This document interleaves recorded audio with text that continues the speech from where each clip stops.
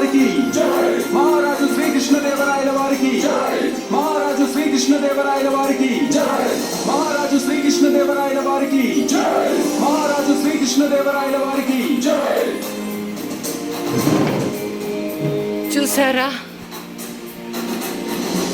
శ్రీకృష్ణదేవరాయల కాలంలో విజయనగర సామ్రాజ్యంలో ఉత్తర దిక్కున బాబర్, ఏ విధంగా అయితే మోహినీదేవి అడిగిన ప్రశ్నలకి సమాధానం చెప్పడానికి రామకృష్ణ ఉత్తరాన బాబర్ ఉన్నారు. సరిగ్గా అలానే బాబర్ సామ్రాజ్యం ప్రశ్నలకి సమాధానం చెప్పడానికి మోహినీదేవి గారి కూడా సమయాన్ని నిర్ధారించడం జరిగింది.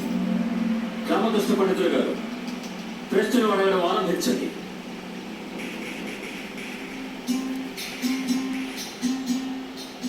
మోహినీదేవి, నా మొదటి ప్రశ్న ఏమిటంటే,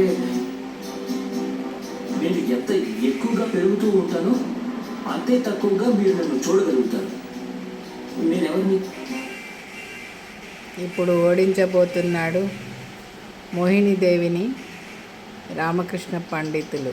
మరి అట్లనే విజయనగర సామ్రాజ్య మహారాజు గారు కూడా ఎంత అభిమానంగా చూసుకున్నారో తెనాలి గారిని.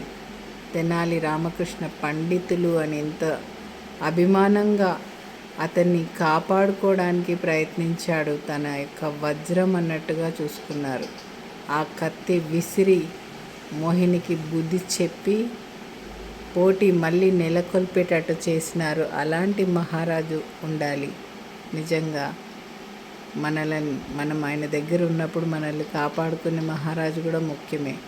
వేరే వాళ్ళైతే పోనీ వీడేటి పోతే మనకేంది అన్నట్టు అనుకుంటుండే, కానీ ఆయన వలన చాలా లాభాలు పొంది ఉన్నాడు మహారాజు. పైగా ఒక స్నేహితుడిలాగా, స్నేహితుడే, ఇంకా రామకృష్ణ కవిని స్నేహితుడనే అంటాడు విజయనగర సామ్రాజ్యం మహారాజు.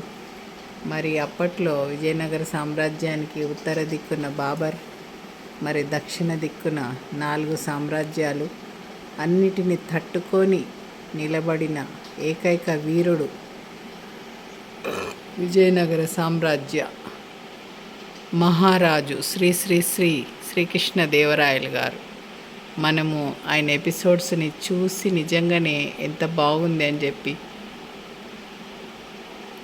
అలా మనుషులు ప్రవర్తించిన తీరు కానీ, అక్కడ ముత్యాలు రాశులుగా పోసిన తీరు కానీ అవన్నీ కూడా తెలుసుకోవాలి. ఇంకా చాలా తెలియని ఉన్నాయి. ఇవి కొన్ని మాత్రమే దొరికినవి. కొంచెం ఇంకా దొరకనివి ఇంకెన్ని ఉన్నాయో. తెలిసింది కొంచెమే, తెలియాల్సింది కొండంత, సముద్రం అంతా అప్పట్లో.